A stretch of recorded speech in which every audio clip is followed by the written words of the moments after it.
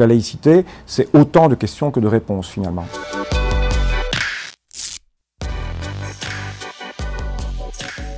Alors pour moi, la laïcité, c'est un principe simple, c'est la liberté absolue de la conscience, qui est beaucoup plus que la tolérance, la liberté de culte, qui suppose qu'on a des croyances, on a des religions, c'est la liberté absolue de la conscience. Mais si on respecte ce principe très individualiste de la liberté de conscience de chacun, la question qui se pose, c'est comment est-ce qu'on organise la société.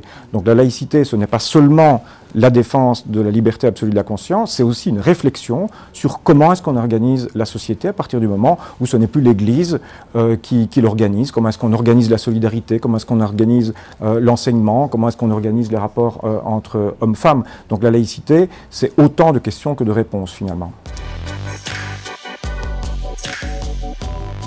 La laïcité, elle est tout simplement indispensable et il suffit de voir depuis 50 ans tous les combats que la laïcité organisée a soutenus de façon extrêmement efficace.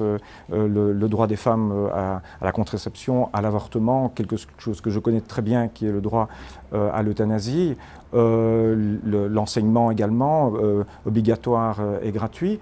On sait moins, mais la laïcité organisée a également beaucoup soutenu la sécurité sociale, qui est un des fondements aussi de notre démocratie. Donc je pense qu'on a absolument besoin que ce pilier de la laïcité, qui en plus s'est rénové, qui aujourd'hui traite aussi d'autres questions, la question des migrations, la question des prisons, la question des drogues, que cette laïcité organisée continue son travail. C'est absolument indispensable à la démocratie belge aujourd'hui.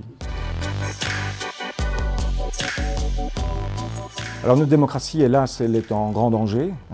On le voit avec ce qu'on appelle les populismes, en fait l'extrême droite, qui fait tache d'huile, qui se banalise complètement. Mais moi, je suis persuadé que la démocratie politique n'est possible que s'il y a de la justice sociale. On voit bien que le gros problème aujourd'hui de nos sociétés, ce sont les inégalités et les discriminations.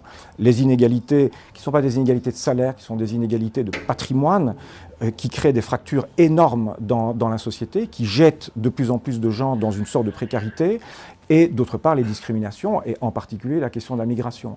Donc on ne réglera pas la question de la démocratie si on ne règle pas la question d'une juste distribution de la propriété, et si on ne règle pas la question de la frontière, qui est une question difficile, mais qui est absolument essentielle à la viabilité de la démocratie. Alors égalité, évidemment, parce qu'il présuppose les deux autres. La liberté ne peut être qu'une égale liberté. Si je suis libre d'exploiter ou de dominer autrui, autrui n'est pas libre. La fraternité ne peut être qu'une égale fraternité. Si la fraternité, c'est une fraternité entre hommes, entre nationaux, contre les étrangers, contre les femmes ou d'autres, ce n'est évidemment pas une fraternité égale. Donc c'est l'égalité qui est le chiffre, la raison, la condition des deux autres. Et en fait, ces trois mots n'en forment qu'un.